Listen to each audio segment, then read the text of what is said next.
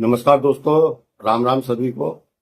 दोस्तों, जब दुनिया में आए हैं, जन्म लिया है, तो मृत्यु एक शाश्वत नियम। आए हैं तो जाना पड़ेगा। लेकिन यदि समय से जाते हैं, सही तरीके से जाते हैं, ईश्वर की मर्जी से जाते हैं, तो दोस्तों कोई दिक्कत नहीं होती। वहीं पर यदि किसी प्रकार से ऐसे जाते हैं जिसकी कोई संभावना नहीं, कोई सोच भी नहीं सकता था कि इस प्रकार भी जाना होगा, तो दोस्तों ऐसा जाना कई बार गहरा घाव दे जाता है परिवार को। कई बार अकाल मृत्यु ऐसा घाव दे जाती है हमारे परिवार को, हमारे बच्चों को, कि दोस्तों बच्चे भटक जाते हैं, कोई संभलने वाला नहीं होता है। पूरा जीवन भर का सपना उनका चूर चूर हो जाता है। तो क्या अकाल मृत्यु को टाला जा सकता है? जी हाँ दोस्तों, जरूर टाला जा सकता है। हमारे सनातन में, हमारे धर्म में कुछ ना कुछ ऐसे नियम जरूर है कि समस्या कैसी भी हो, कोई सी भी हो, उसका समाधान। तो दोस्तों आज जो मैं आपको उपाय बताने जा रहा हूं, वो उपाय यदि आप करते हो तो जीवन में होने वाली अकाल मृत्यु टल जाती है। और जब तक जिएंगे तब तक धन की कमी तो नहीं हो सकती। धन इतना आता रहेगा, इतना आता रहेगा कि आपके सारे काम बनते रहेंगे। कहने का मतलब है कि मैं भी भूखा ना रहूं, साधु भी भूखा न जाए। बच्चों की शादी ब्याह बड़े आराम से होंगे, अच्छी जगह पर होंगे, क्योंकि आप कर्म अलग टाइप के करो। तो दोस्तों आज की जो वीडियो है उसकी चर्चा का विषय केवल इसी बात का है कि हम कैसे अपनी अकाल मृत्यु को टालें, आने वाले जीवन को सुखमय बनाएं और सुख से खुशी खुशी परिवार के साथ बिताएं। कुछ ऐसा किया जाए कि हम हमारे बच्चों का भी जीवन संवर जाए। तो दोस्तों देखिए, बहुत सारे कार्य मैं आज आपको एक दो कार्य बताता हूं। जैसे कि आपके घर के आसपास कोई कुतिया या बिल्ली ने बच्चे दिए हो। अब दोस्तों कोई इंसान होता है तो उसकी देखरेख करने वाले बहुत होते हैं। जानवरों का कोई नहीं है, वो बेचारे, कई बार मैंने आंखों से देखा है कि पानी इतना तेज आ गया कि बच्चे मिट्टी में दब गए। बड़ा दर्द होता है, बड़ा दुख होता है दोस्तों। वो जो माँ बनी है उसके अंदर भी जीव है, उसे भी कुछ ऐसा चाहिए खाने के लिए कि उसे ताकत मिले। तो दोस्तों जो हमारे माताएं बहनें जो घर में वो बनाती हैं आटे का हलवा पतला वाला, इसे हमारी भाषा में लपसी बोलते हैं। आप उसे 2-3 दिन के अंतराल से वो खिलाते रहे, लगातार 2-3 दिन में खिलाएं और फिर 2-4 बार खिलाते रहे।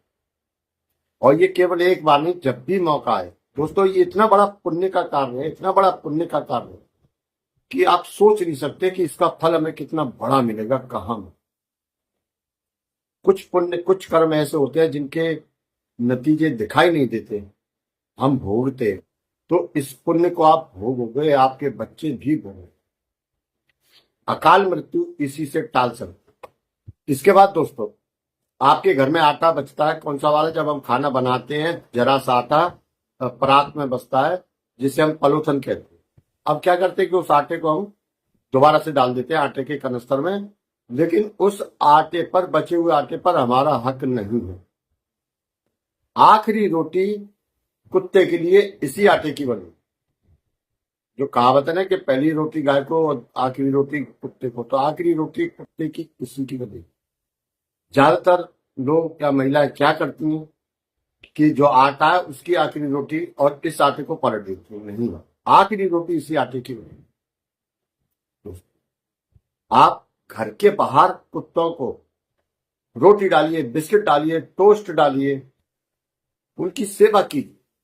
ये निरीह है, निरीह प्राणी, इनका कीजिए आप। देखिए किस प्रकार शनि, राहु, केतु या पूरे के पूरे 9 ग्रह आपके हुए, वो भी आपके दरवाजे पर बैठे हुए मिलेंगे। सारे ग्रह आपको उचित फल देते हुए मिलेंगे। उसके बाद दोस्तों सबसे छोटा प्राणी है चींटी, जिसको विष्णु जी सबसे ज्यादा प्यार करते हैं और चींटी को अपने हृदय में बसाया हुआ है। अब दोस्तों क्या होता है कि हम लोग चींटी को आटा डालते हैं और वैसे ही डालाते हैं, वो ना तो आपका पुण्य होगा और ना ही आपका किसी काम आएगा, क्योंकि चींटी सूखे आटे को नहीं खाएगी। कायदा ये है कि पहले आटे को भूनिए, उसमें जब वो ठंडा हो जाए उसमें शक्कर, चीनी, खांड जो भी आपको मिलानी हो वो मिलाएं, काला तिल, सफेद तिल और थोड़ा सा उसमें घी, और जो नारियल होता है उसका पाउडर बाजार में मिलता है, नहीं तो हम घर पे ही घिस लेते हैं उसको, तो वो उसको मिलाएं। अब उसको एक नारियल के अंदर ऊपर से जरा सा गोला काट लें और उसको उसके अंदर डाल दें, सबको डाल दें।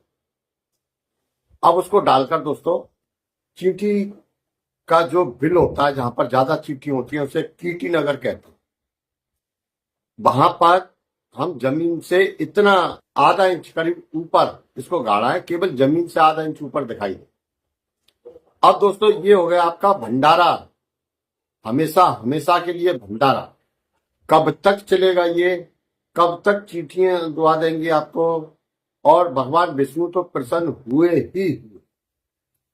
और कहीं ये यदि आपने पीपल के पेड़ के पास कर दिया तो दोस्तों कितना पुण्य का काम होगा ये आप सोच नहीं सकते। अब दोस्तों क्या होता है कि अपनी समस्या को दूर करने के लिए हमें भगवान को प्रसन्न करना होता है। भगवान को प्रसन्न करने के लिए भगवान का नाम लिया जाएगा, भगवान का नाम लिखा जाएगा। तो दोस्तों यदि आप कमेंट में जय राम श्री राम, जय राम श्री राम, सिया राम लिखते हो तो आपको लिखने का पुण्य मिलता है, हमें पढ़ने का पुण्य मिलता है, कोई और पढ़ता है तो उसको भी पुण्य मिलेगा। तो ये पुण्य का मौका आप बिल्कुल ना चूकें। भगवान का नाम लेना, पढ़ना, सुनना तीनों ही पुण्य के कारण। और दोस्तों वीडियो अच्छी लगी हो, मेरी चैनल पर पहली बार हो तो चैनल को सब्सक्राइब, वीडियो को लाइक, कमेंट में जय श्री राम, हर हर महादेव या जय बाबा अमर सिंह पवन की जरूर लिखें।